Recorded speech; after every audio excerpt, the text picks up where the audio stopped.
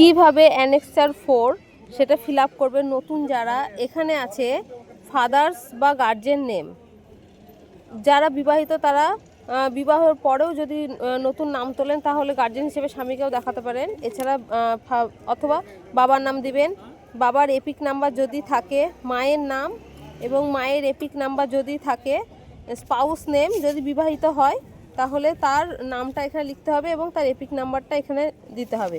এরপরে এই ঘরটা হচ্ছে আপনি যার দ্বারা 2002-এ যার নাম আছে তার দ্বারা এই ঘরটা পূর্ণ করতে হবে। ধরুন বাবার আছে বা মার আছে, ধরে নিলাম আমি বাবা দ্বারা ফর্ম ফিল আপ করছি, বাবার 2002-এ নাম আছে, তাহলে বাবার নামটা এখানে লিখব, এপিক নাম্বার এখানে, রিলেশন নেম কে হয়, বাবা হয় ফাদার লিখব, রিলেশনশিপ রিলেটিভ নেম মানে বাবার নাম লিখতে হবে এখানে, আর রিলেশনশিপ এখানে বাবা লিখব, district Murshidabad, state West Bengal.